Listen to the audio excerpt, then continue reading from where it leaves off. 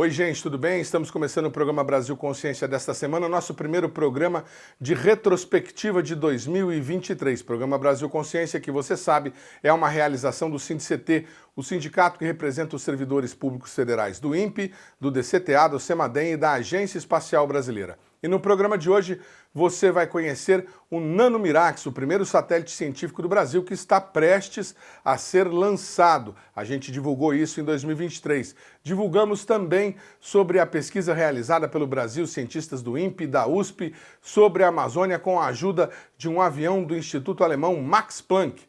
Mas antes a gente mostra para vocês uma das principais e mais polêmicas notícias do ano, a contratação de um nano-lançador de satélites junto à iniciativa privada pela FINEP. O Brasil Consciência acompanha essa concorrência desde 2022 e mostrou todos os passos, inclusive o anúncio da Avibraz, que depois acabou sendo revisto com o anúncio da Acaer como vencedora. Acompanhe como é que foi essa história. O programa espacial brasileiro existe desde a década de 60, quando o Brasil passou a sonhar com a construção de um foguete e um satélite.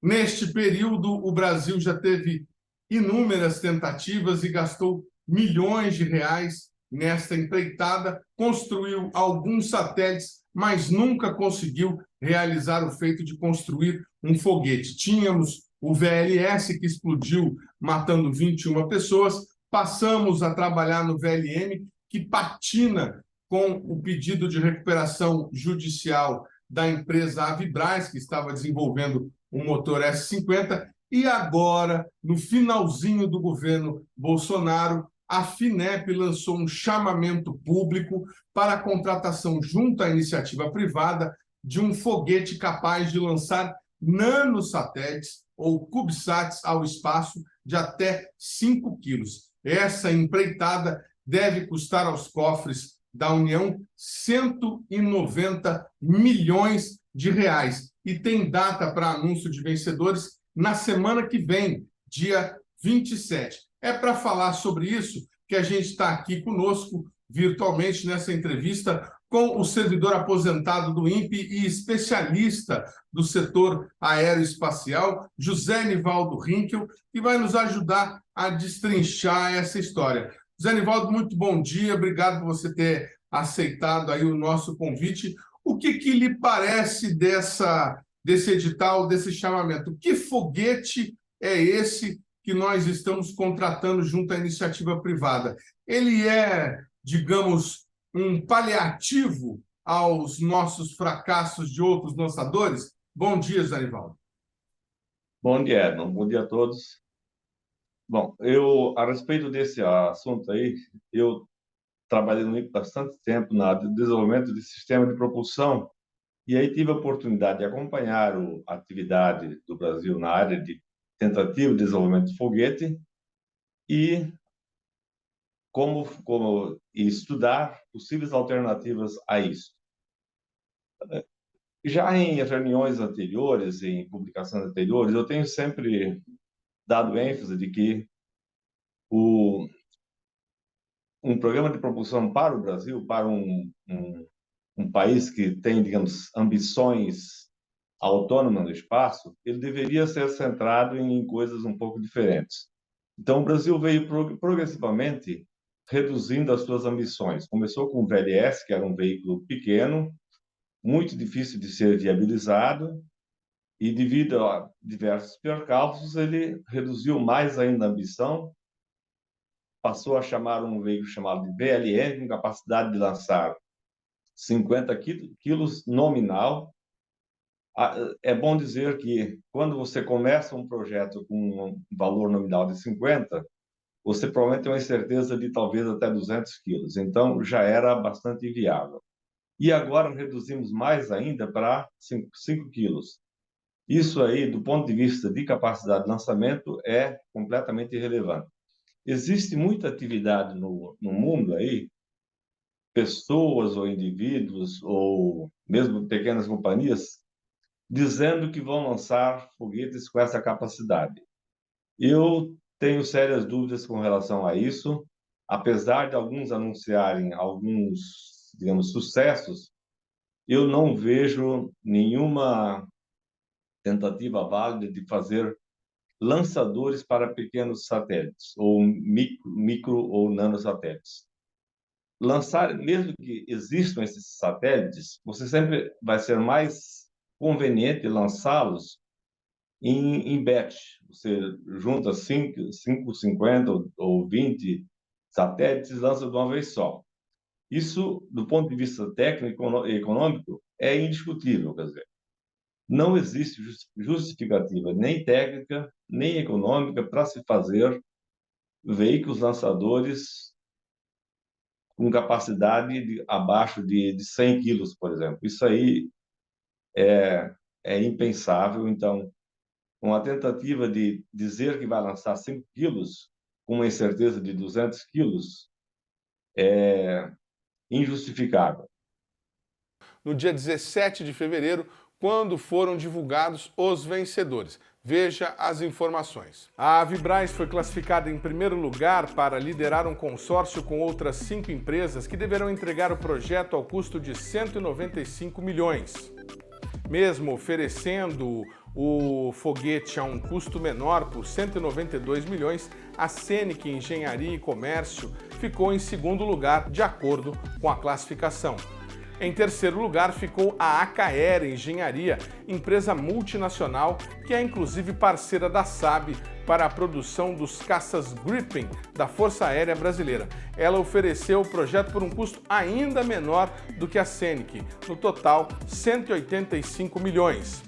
De acordo com o edital, deverão ser construídos pelo menos 2 protótipos de voo em território nacional. As empresas serão responsáveis por disponibilizar meios para fazer os lançamentos. O foguete deve ter capacidade de lançar pelo menos 5 kg de carga útil em órbita circular equatorial de 450 km de altitude. O edital também prevê que o foguete deve ter capacidade de upgrade, ou seja, ele pode ser ampliado futuramente para carregar cargas maiores. Nós também trouxemos o depoimento do presidente da Agência Espacial Brasileira, ainda neste ano, falando sobre esse projeto. Segundo ele, o edital previa até 10 quilos, mas a ideia é de construir um lançador de até 50 quilos. Bom, então vamos deixar bem claro. Classicamente, se você pegar os modelos que tratam de desenvolvimento de sistemas de engenharia ou sistemas de lançadores, um lançador novo, mesmo para pequenas cargas, ele envolve da ordem de centenas de milhões de dólares. No caso, o que você se refere, que foi o edital da FINEP, o que se estava buscando é um veículo capaz de lançar nanosatélites ou microsatélites da ordem de algumas dezenas de quilos. Então, não seria necessariamente aquela definição clássica de nanosatélites menos de 10 quilos, mas que pudesse lançar algo aí da ordem, talvez, de 40, 50 quilos, o que poderia hoje cobrir uma lacuna que existe no mercado por 2 razões. Primeiro, que os satélites muito pequenos, sejam nano ou um pouquinho maiores, eles dificilmente têm veículos dedicados a essa categoria. Eles acabam viajando de carona. E quando viajam de carona, nós temos, no mínimo, 2 problemas. Um, o de você ser colocado numa órbita que não é a mais favorável. A gente sabe que no Brasil e outros países que estão na faixa tropical, eles podem se beneficiar muito de satélites colocados em órbitas inclinadas, o que dá uma altíssima taxa de revisita quando comparado às órbitas polares ou heliosíncronas. A segunda é a questão de oportunidade do lançamento. Nós tivemos recentemente o caso de um satélite brasileiro que estava para ser lançado logo no início do semestre passado, e a empresa lançadora pediu que se fosse adiantado a entrega desse satélite para fazer o lançamento. Ganhou um primeiro retardo, um segundo, e está para ser lançado só a partir de abril. Ou seja, se você tem uma necessidade de colocar um satélite em órbita num determinado período, você não pode ficar à mercê de oportunidades de lançamento que pode escorregar por meses ou semestres. Então, voltando àquela fala anterior, nós termos uma capacidade de ter mais autonomia de lançar o que queremos, quando queremos, na órbita que queremos, é um ativo muito importante para o Brasil. O outro aspecto é que esse é um mercado que cresce muito. Nós temos estudos, publicações mostrando que o nicho de nanosatélites, um pouquinho maiores, é o que mais cresce. E a Alcântara tem uma facilidade muito grande de operar com isso, no mínimo por duas razões. Está com a agenda livre e os custos são relativamente baixos e é mais simples você operar com veículos de muito pequeno porte. Por isso que foi lançado, e sabendo que existem no Brasil propostas de veículos lançadores para essa categoria, foi feita aquela chamada para ver o que nós poderíamos desenvolver com um custo relativamente baixo, porque se nós pegarmos da ordem de 200 milhões de reais, isso, grosso modo, seria 40 milhões de dólares, que seria um investimento bem pequeno para ter um produto que possa ser não só útil, mas também competitivo. Essa é a realidade.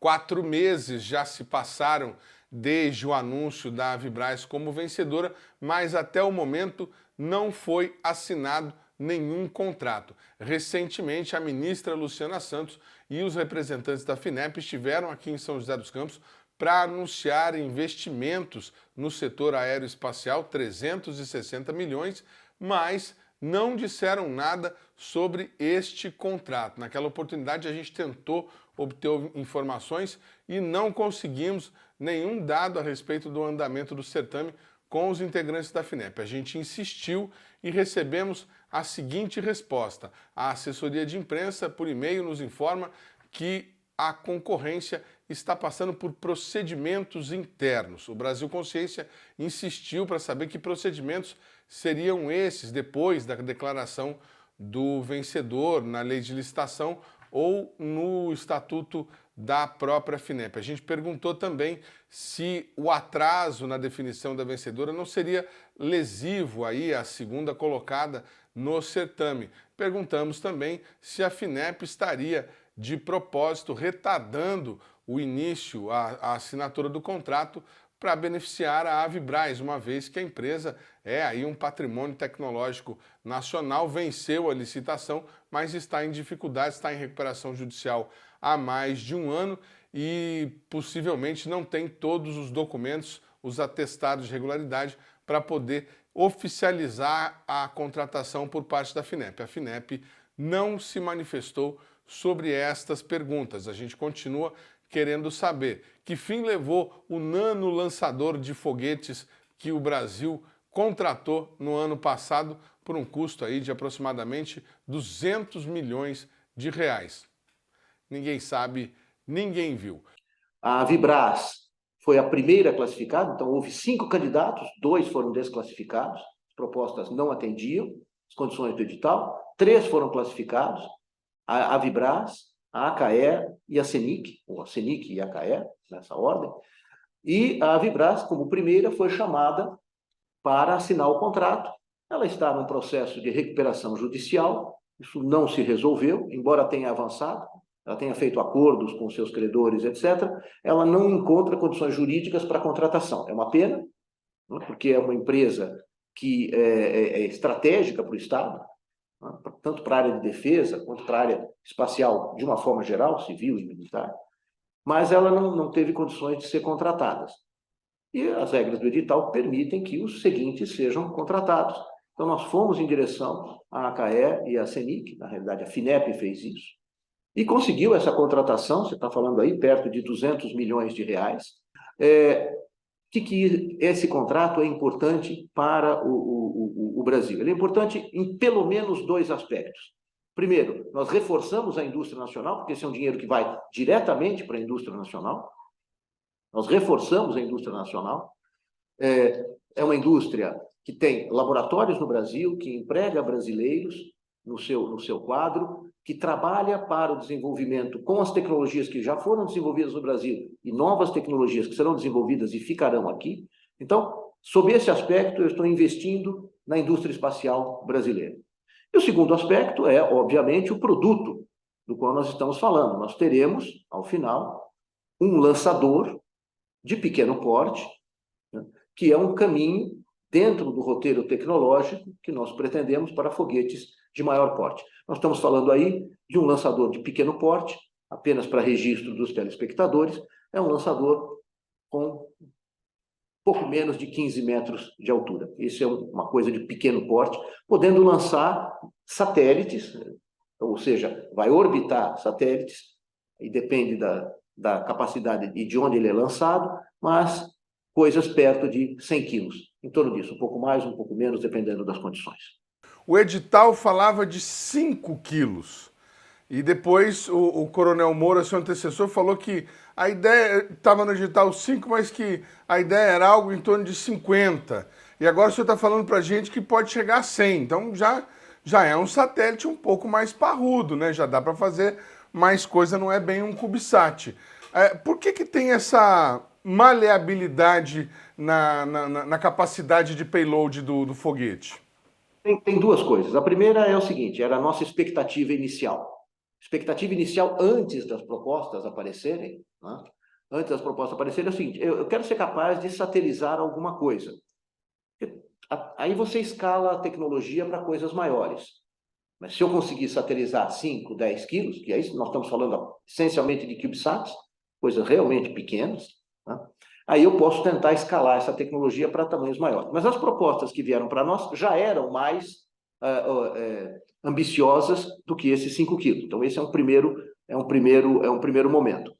O outro é que a sua capacidade de lançamento depende um pouco de onde você lança. Por exemplo, se você lançar de Alcântara, essa é uma das melhores posições para você lançar um foguete no mundo. E se você lançar equatorial ou polar, enfim, dependendo da órbita que você quer, você pode lançar mais ou menos. Então, eu estou sendo otimista, mas talvez muito otimista. Eu disse até 100, um pouco menos de 100, tá certo? Que seria a melhor condição possível, ou seja, das propostas oferecidas, a mais ambiciosa, e das cargas úteis, a maior delas, na melhor condição de órbita. Tipicamente, o que a gente espera lançar de Alcântara quando um foguete desse estiver pronto? Nós gostaríamos de lançar um conjunto de CubeSats, ou de pequenos satélites, feitos no Brasil. Seria o primeiro teste. Então, não um só, vários. Tem um dispositivo que junta todos eles e lança, e isso comporia perto dos 50 quilos mencionados pelo meu antecessor, né? A minha ambição é maior do que essa, acho que a ambição do Brasil é maior do que essa, mas começando com esse lançamento múltiplo, eu acho que nós estaríamos muito bem posicionados. O programa Brasil Consciência vai para um rápido intervalo e, na sequência, você conhece o satélite Nanomirax, o primeiro satélite científico do Brasil. A instante só, não sai daí.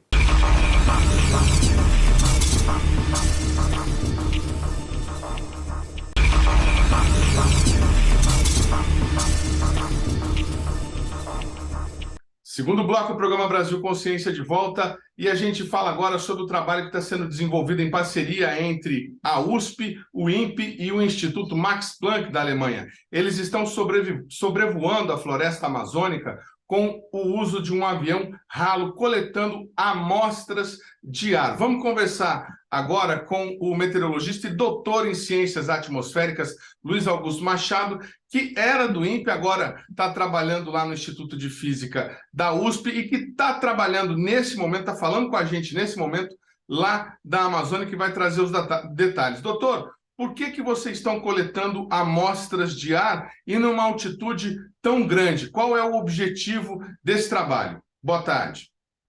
Bom, boa tarde a todos os ouvintes, obrigado pelo convite. Nós estamos aqui no momento em Manaus, coordenando os voos da aeronave que tem o nome de Halo, que em português quer dizer aeronave de alta altitude, que nós estamos querendo ter os perfis dos componentes químicos que compõem a atmosfera da floresta amazônica e que tem grandes implicações em diversos domínios. O que a gente pode constatar? Quais são as pesquisas e as respostas que podem ser obtidas tendo esses componentes da atmosfera amazônica. A gente pode saber, por exemplo, o que o desmatamento está causando ou alguma coisa relacionada à produção de chuvas no país e no mundo? Sim, com certeza o intuito é a gente conhecer. As ciências sempre foram muito colocadas em caixinhas, né? Ciências atmosféricas, a química, a biologia, e esse experimento ele é bastante transversal. Ele tenta entender como a química, a biologia e a atmosfera, a meteorologia interagem de forma a entender os processos, como, por exemplo, qual é o efeito do desmatamento, qual é o efeito das mudanças climáticas nas emissões de gases da floresta. E essas emissões de gases da floresta, elas são importantíssimas, não só para a floresta, como para todo o planeta. Eu posso exemplificar, por exemplo, que a formação de chuva, que é tanto a chuva aqui na Amazônia como a chuva que pode ocorrer em outras regiões, depende desses processos químicos e biológicos que nós estamos analisando.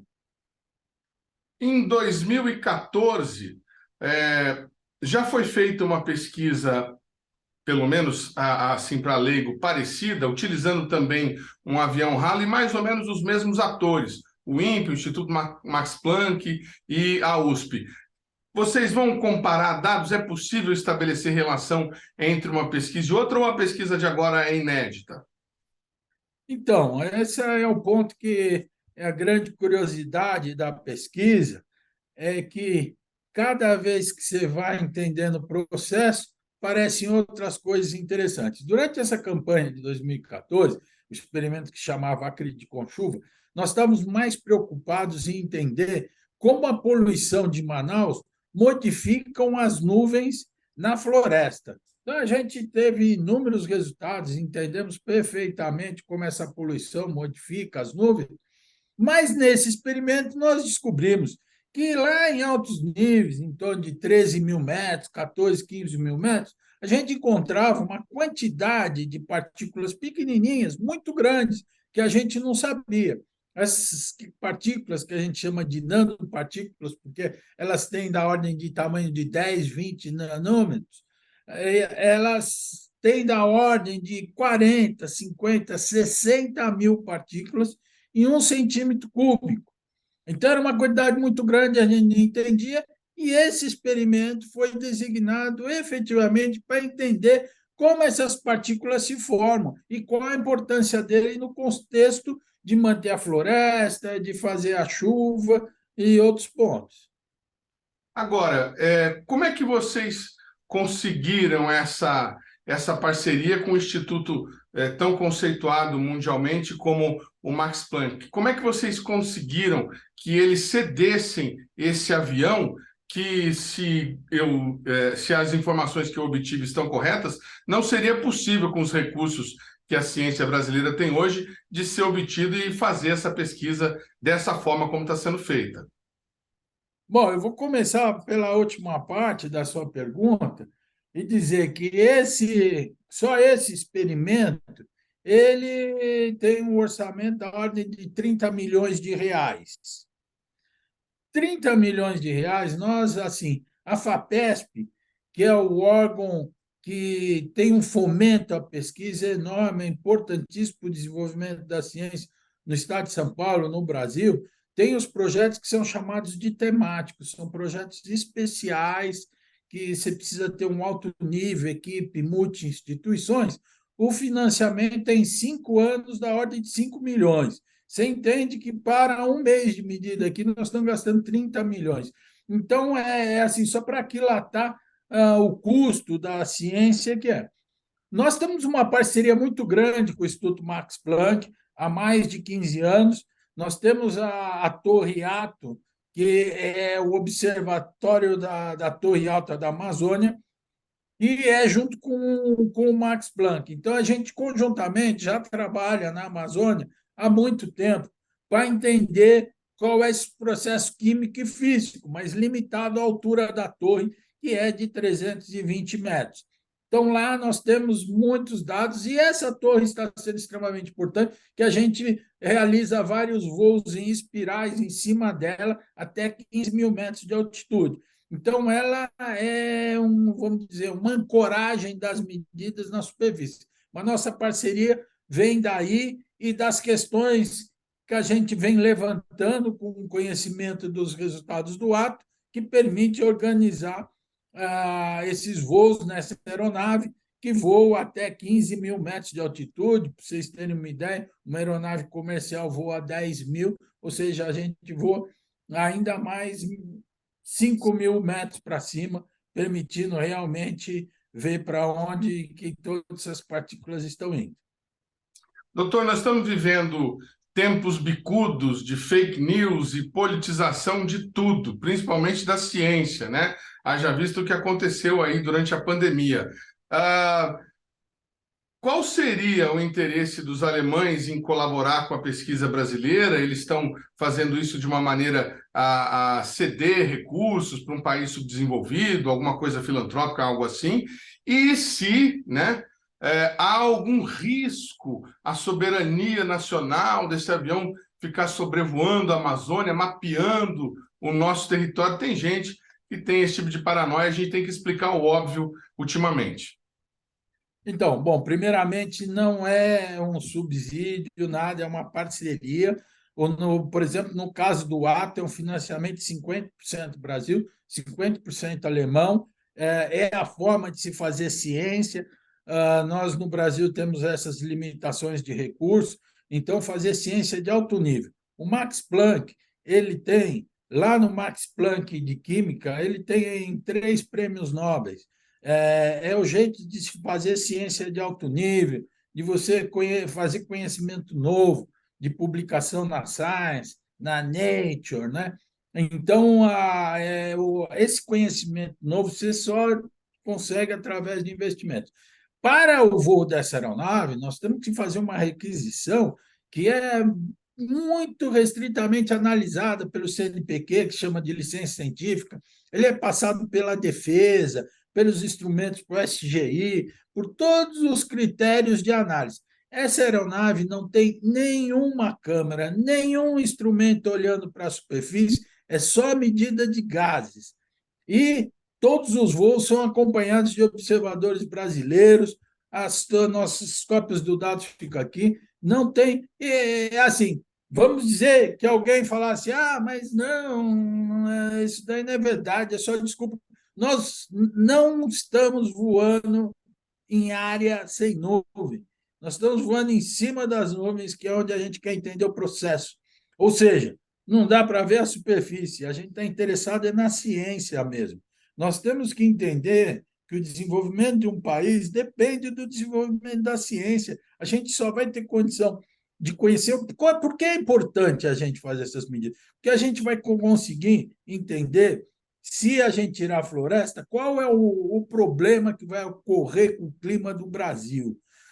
Como é que a agricultura do Brasil vai sofrer com isso? Porque a Amazônia exporta chuva, mas não é só chuva, exporta essas partículas, gases, compostos voláteis orgânicos, ou seja, todo um processo biológico, esporos, material biológico. Ou seja, esse ciclo, se nós não conhecemos, como a gente vai ter condição de preservar a nossa floresta?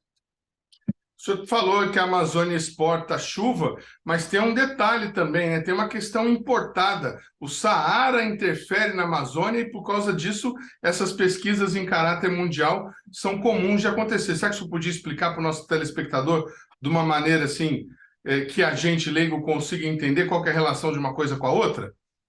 Então, por incrível que pareça, a Amazônia recebe muito material da África, erupções vulcânicas. Esse material que sai do Saara, de erupções vulcânicas em outros lugares, são transportados e eles fertilizam a floresta. O fósforo, nitrogênio. Fósforo é fundamental para a vida da floresta.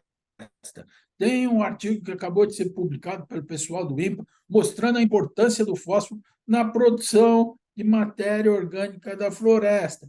Então, existe rios voadores, que são rios de aerossóis, de partículas, de gases, que penetram na Amazônia e fertilizam a Amazônia. Ao mesmo tempo, a Amazônia também exporta esse material e fertiliza outras áreas e transporta chuva, particulados, material biológico. Então, o planeta é conectado, nós estamos num planeta que tudo é conectado e a Amazônia tem um papel fundamental no nosso clima, na vida desse planeta.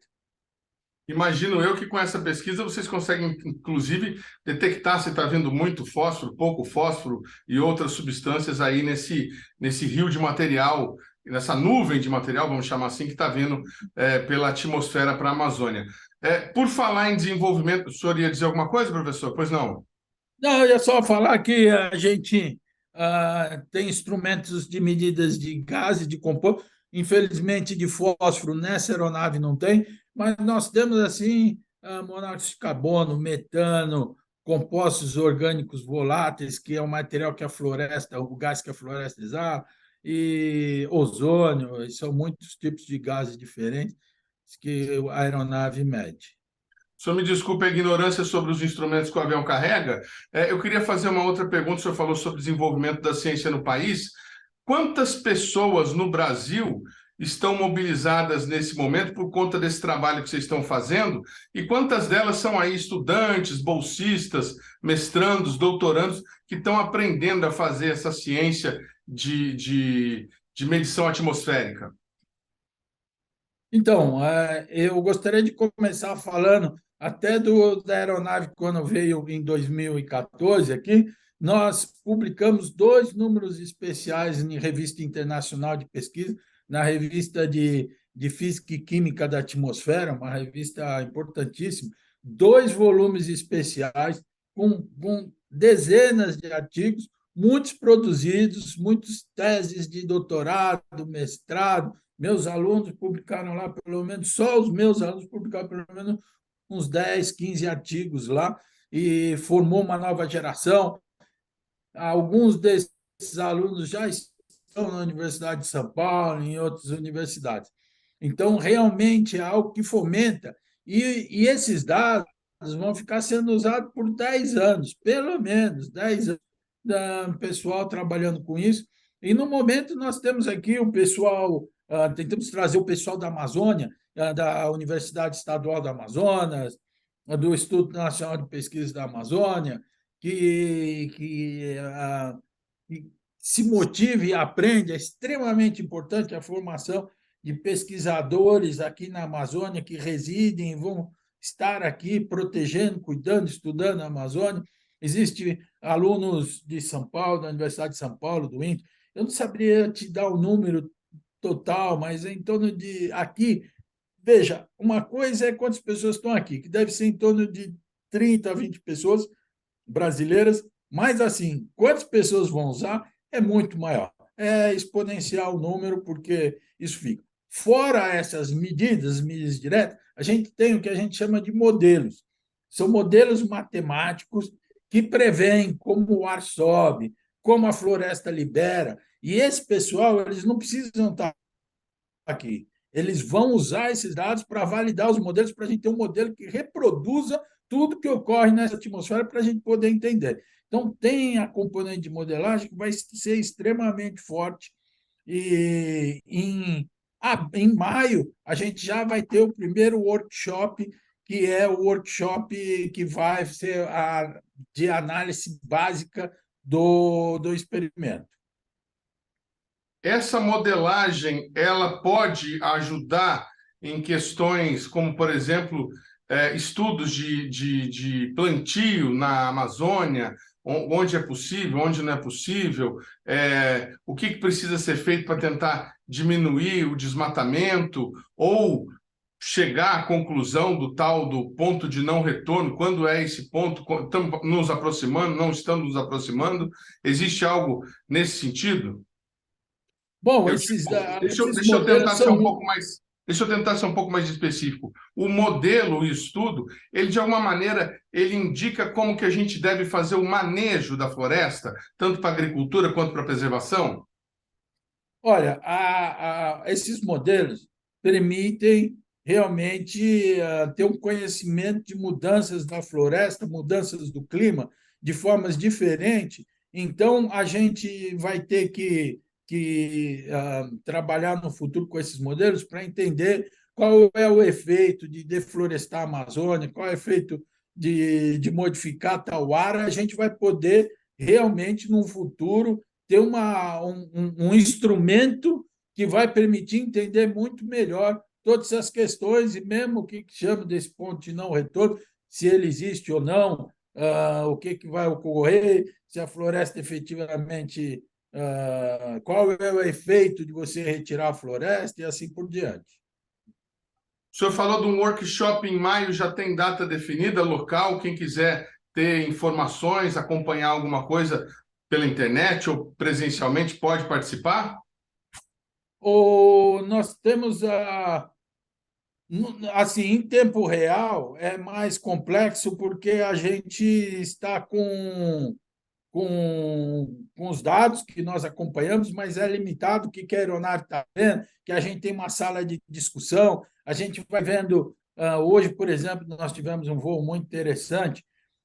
Nós, por exemplo, percebemos que essas formações de particulados em altos níveis, ele não ocorre à noite, assim que amanhece, com a radiação, ele vai pegar os gases, a oxidação do isopreno, aí já começa uma coisa um pouco mais técnica, mas que forma essas partículas pela manhã. Então, isso a gente vai acompanhando em tempo real, mas os resultados todos desses experimentos vão estar aí, estão escritos aí em vários, vão ser feitos vários artigos, tanto de difusão do material de forma mais científica profunda ou mais assim em geral. Muito bem, estamos no finalzinho do mês de janeiro. Até quando vocês devem estar voando por aí pela Amazônia? Quando que o trabalho deve estar encerrado e quando que os primeiros resultados devem ser divulgados, doutor? Nós estamos aí agora, nós realizamos hoje o penúltimo voo, o último voo será quarta-feira, que é o último voo, porque nós estamos desde 30 de novembro. Em 30 de novembro eu voei da Alemanha até Manaus nessa aeronave, já coletando dados. Então, desde 30 de novembro até agora, final de janeiro, nós estamos fazendo essas medidas. Agora, nós vamos ter o primeiro workshop em maio, e nesse workshop nós vamos poder ter uma dimensão mais clara de quando começarão a sair os trabalhos. Eu poderia dizer que daqui a um ano nós já está saindo vários artigos aí, e nós já descobrimos um processo que eu creio que nós colocaremos um paper, um artigo numa revista de alto impacto rapidamente, em coisa de uns 5 meses. Dá para adiantar para a gente que processo é esse ou é segredo só na hora que sair o paper? Então, esse artigo ele vai descrever como é que formam esses particulados, né? É muito interessante porque a chuva carrega esses gases para cima, esses gases são acumulados durante a noite, porque o isopreno, que é um composto volátil orgânico que a floresta emite, é emitida só durante o dia, quando tem radiação. A chuva da tarde leva ele para a alta atmosfera, à noite ele fica lá preso, e de manhã, assim que o sol aparece, ele começa a se oxidar, se juntar às partículas e vai formando esses particulados que vão ser núcleos de chuva. Num futuro de alguns dias, eles serão as partículas que formam as gotas de chuva na Amazônia. Tá certo, quero agradecer demais a participação. Muito obrigado pelas informações e bom encerramento de trabalho aí, quer dizer, pelo menos encerramento de coleta de informações, que tem muito trabalho pela frente. Muito obrigado, doutor. Muito obrigado pela oportunidade de explicar um pouco o nosso trabalho aqui. Até logo. O programa Brasil Consciência vai para um rápido intervalo, a gente volta na sequência com muito mais informação para vocês. Tanto só não sai daí.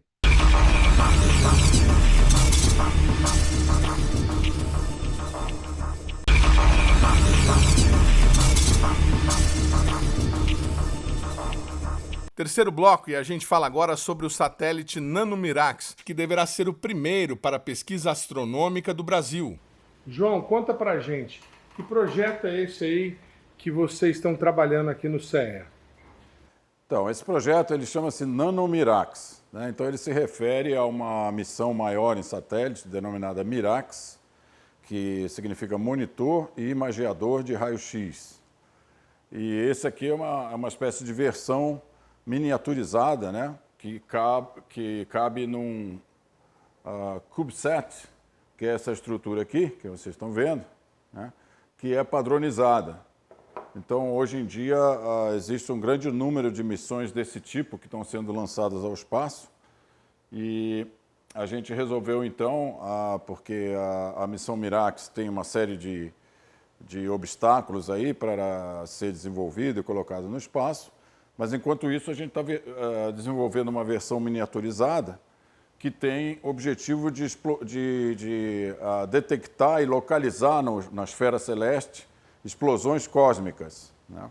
Ou seja, grandes eventos emissores de raios-x energéticos e raios gama, com 4 detetores de raio-x que estão localizados aqui nessa pequeno conjunto de placas, né, de circuito impresso. Tá? Então, os detetores estão dentro dessa estrutura de Teflon, tá, que é um material muito apropriado para uso no espaço, e atrás dessa pequena lâmina aqui de fibra de carbono, que é transparente para raio-x, tá? E com esses 4 detetores e uma estrutura que envolve eles, que é de chumbo, estanho e cobre, que é uma estrutura de blindagem, tá? Eu bolei um algoritmo que é capaz de detectar a direção de incidência dos raios-x quando ocorrem essas explosões cósmicas, baseados nas sombras, entre aspas, né, sombras de raio-x, digamos assim, que essas paredes da blindagem bloqueiam, né, e, portanto, deixam de iluminar os detetores. Tá? Então, essa estrutura aqui, ela vai ser, então, montada dentro do CubeSat, tá? E nós estamos fazendo isso em parceria com uma empresa aqui de São José dos Campos, chamada Kron, tá? Kron Sistemas e Tecnologia. E a empresa está fazendo, na verdade já fez, né? A gente está agora na fase de montar o modelo de voo e lançar talvez no final desse ano, no começo do ano que vem, 2024. Tá? Isso aqui é um modelo de engenharia que já foi desenvolvido, testado, inclusive no nosso laboratório de integração e testes. Tá? E o experimento LEC-X, que é localizador de explosões cósmicas de raio-x, ele vai ocupar esse cubo de cima, tá? Que é um cubo de 10 centímetros de aresta, que, como eu disse, é padronizado, numa estrutura chamada CubeSat em inglês, né? Satélite cúbico. Tá? E esse CubeSat ele é chamado de 2U, porque tem 2 unidades de CubeSat. Tá? A de cima vai, então, o nosso experimento LEC-X, que tem 3 placas, essa na qual são montados os 4 detetores, mais 2 placas de eletrônica. Tá? E aqui embaixo é o módulo de serviço, que é desenvolvido por essa empresa. A estrutura também é desenvolvida pela empresa. Nesse módulo de serviço vão 4 módulos, né? 4 submódulos. Tá? O módulo de determinação e controle de altitude, que vai permitir que a gente saiba a cada instante como que o satélite está direcionado no espaço. Tá? Quais são os eixos, né? X, Y, Z do satélite no espaço. E vai também estabilizar o satélite, não permitir que ele fique girando, né, aleatoriamente em torno de qualquer eixo, porque isso inviabilizaria a nossa missão científica. Tem um módulo de suprimento de energia, tá, que vai, então, receber a energia gerada pelos painéis solares, que serão montados em todas as faces aqui do satélite. Tá? E vai armazenar, vocês podem ver aqui baterias, tá? Então ele vai armazenar essa energia nas baterias para que elas sejam carregadas durante a fase escura da órbita, em que o Sol não está brilhando sobre o satélite, tá? E vai prover então energia para todos os subsistemas do satélite.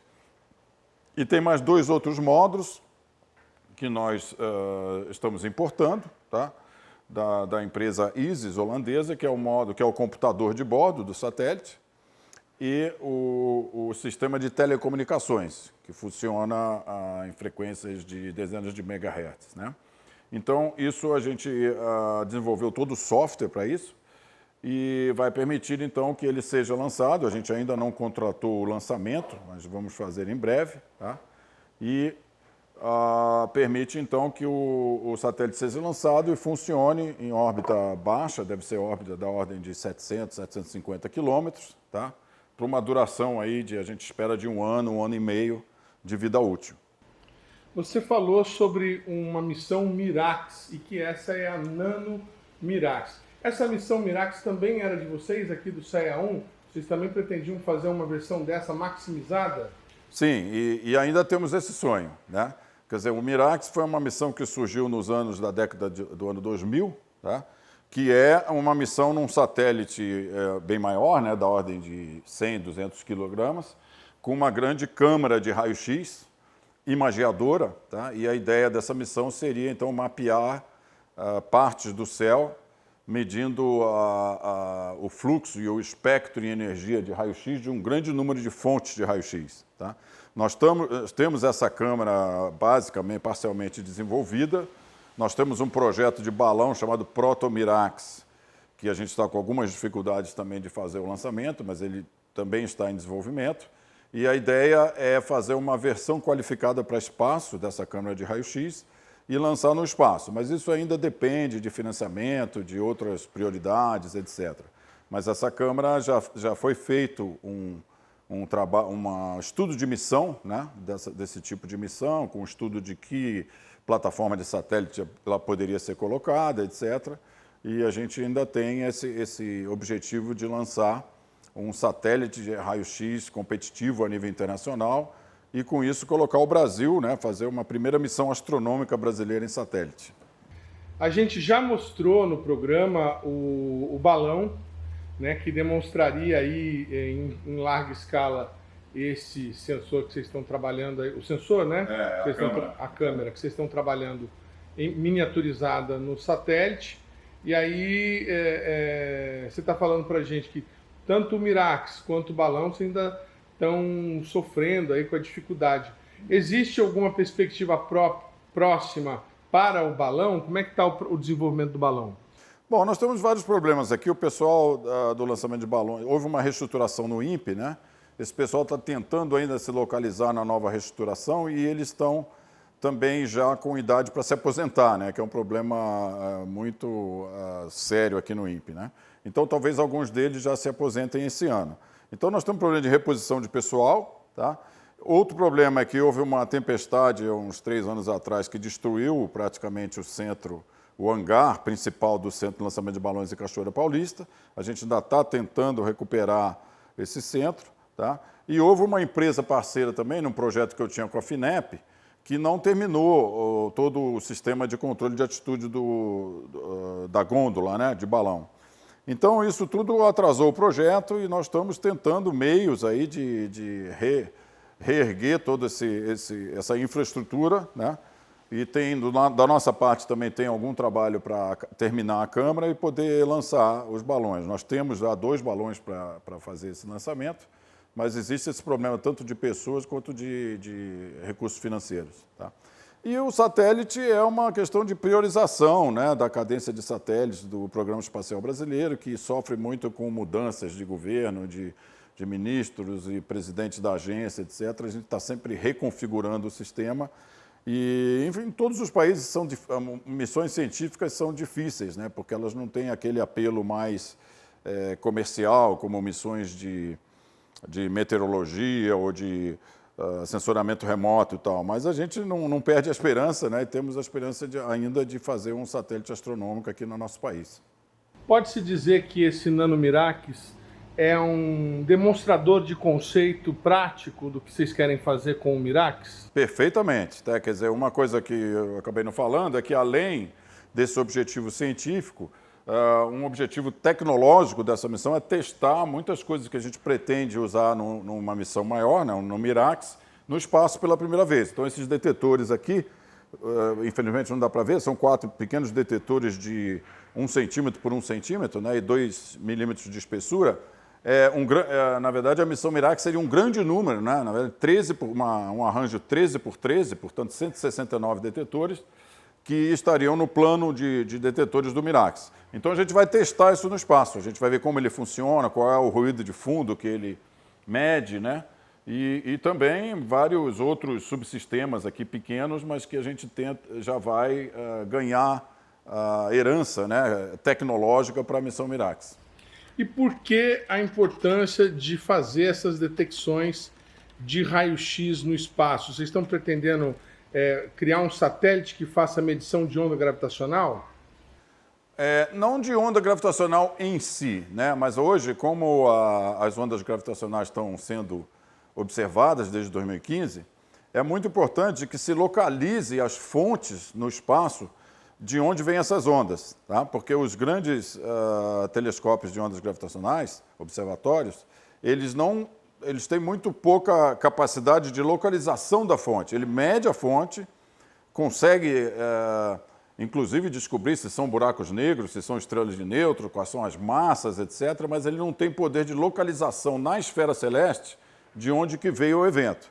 Então, há uma complementaridade muito grande. Com isso aqui, a gente espera, se der um pouco de sorte, é claro, mas quando os observatórios LIGO e Virgo estiverem detectando ondas gravitacionais, né, e a gente estiver no espaço ao mesmo tempo, que ao observar um evento, por exemplo, de fusão de estrelas de nêutrons, a gente consiga detectar o evento em raios gama, os observatórios de ondas gravitacionais detectam as ondas gravitacionais e a gente posiciona, porque com esse algoritmo que eu falei, a gente posiciona dentro de uma precisão de alguns graus de onde veio o evento, né, de onde vieram os raios gama. Então, com isso, a gente complementa e faz um estudo multimensageiro de um evento astrofísico. Isso é a grande linha de astrofísica atualmente, de grande importância, né, a astrofísica multimensageira.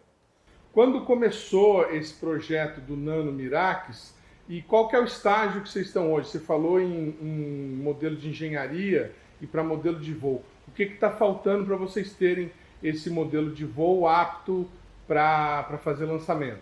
Nós estamos no estágio quase final, né? Nós já conseguimos recursos da Agência Espacial, nós estamos atualmente montando o modelo de voo, tá? E com isso a gente vai fazer a integração e os testes finais e no final desse ano a gente espera ter tudo pronto para lançamento, tá? Então a gente está agora vendo quais são as opções de lançamento, que existem diversas opções de lançamento de CubeSats hoje, né? Porque eles são levados, digamos assim, de carona, né, para lançamentos de satélites maiores. Então, com isso, a gente até o meio de 2024, a gente espera lançar o Nano Mirax. E a gente tem outros projetos de Nano Mirax também aparecendo, um em conjunto com a Univap, aqui de São José dos Campos, em que a gente espera ir melhorando os subsistemas. Por exemplo, a gente quer melhorar o subsistema de controle de altitude para ter um que realmente consiga se mover e apontar para onde a gente quiser, né? Ou talvez colocar mais detetores aqui no Nano Mirax 2 ou 3. Então, a gente está aí numa sucessão de pequenas missões em CubeSats. Você falou em duração de 1 ano e meio desse satélite, e agora falando de mais satélites. Vocês pretendem ter uma constelação, vão ficar lançando um novo a cada período em que o anterior tiver vencido aí a sua, vamos dizer assim, a sua validade, seu tempo de operação? Isso é muito importante. Acontece que os CubeSats, a ideia do CubeSats é ser simples e barato, né? Ser uma coisa que possa ser desenvolvida rapidamente. Então, ele usa componentes de prateleira, ele não usa componentes qualificados para espaço, tá?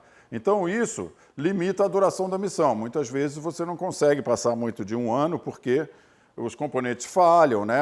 Afinal, o ambiente espacial é extremamente rigoroso, muita radiação, variação de temperatura brusca, né? Então, a gente não sabe a priori quanto tempo cada missão vai durar. Mas, se a gente conseguir mais recursos e mais cadência nessa de lançamentos, a gente poderia ter missões simultâneas, o que seria o ideal. Porque esse campo de visada que a gente vai ter aqui é mais ou menos 7% do céu, tá? Então, se você tiver outros satélites, você vai cobrindo regiões e somando, né, regiões do céu que você está observando. e aumentando a possibilidade de detectar um evento, porque ele ocorre aleatoriamente na esfera celeste, você não sabe aonde vai aparecer. Mas é mais provável que tenha missões sucessivas do que concomitantes, porque, como eu falei, a duração deles não tende a ser muito grande, embora vários CubeSats tenham aí durado 1 ano e meio, 2 anos. Você falou em satélite, CubeSat, um satélite barato.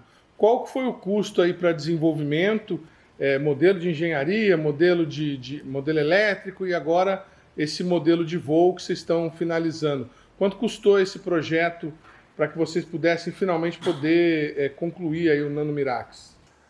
Fora a parte do INPE, que envolve aqui, né, salários de servidores do INPE, algumas coisas do INPE, ele envolveu um custo aproximado de, ainda sem levar em conta o lançamento, que pode custar ainda entre 500 e 600 mil reais, está baixando muito o valor desses lançamentos, que eles estão se tornando mais populares, a gente está mais ou menos tendo um custo total de R$1,5 milhão de reais, tá? Que em termos de projeto de satélite é extremamente baixo, né? E isso está sendo custeado um pouco a grande parte pela Agência Espacial Brasileira, né, num projeto com eles, e um pouco aqui pelo INPE. Nesse projeto aqui estão envolvidos quantos profissionais do INPE, quantos alunos, mestrandos, doutorandos, participando aí desse desenvolvimento, dessa criação? Por enquanto, nós tivemos um aluno de doutorado, que já terminou o doutorado, porque ele já estava fazendo o doutorado em assuntos correlatos. Agora tem um aluno de mestrado envolvido. Nós temos 2 pesquisadores, 2 engenheiros, um técnico, né? E temos 2 engenheiros eletrônicos contratados, terceirizados, né, via contratos de pessoa jurídica, e o pessoal das empresas, que tem aí uns 5, 6 profissionais, né? Mas aí já contando como os contratados das empresas, principalmente da empresa Cron, né? Que é uma espécie de integradora parceira desse projeto. O programa Brasil Consciência vai ficando por aqui. Você que quiser conferir os demais programas produzidos pela rádio do CineCT deve acessar a nossa página no Facebook, que está aí para você na tela neste momento. Todo o conteúdo já produzido pelo BCC está disponível também em nossa página no YouTube, além da própria página da TVT. Dúvidas, críticas, sugestões e reclamações devem ser encaminhadas ao nosso e-mail, sempre disponível para atendê-lo. A gente volta na semana que vem com mais uma atração inédita para vocês. Tchau, gente!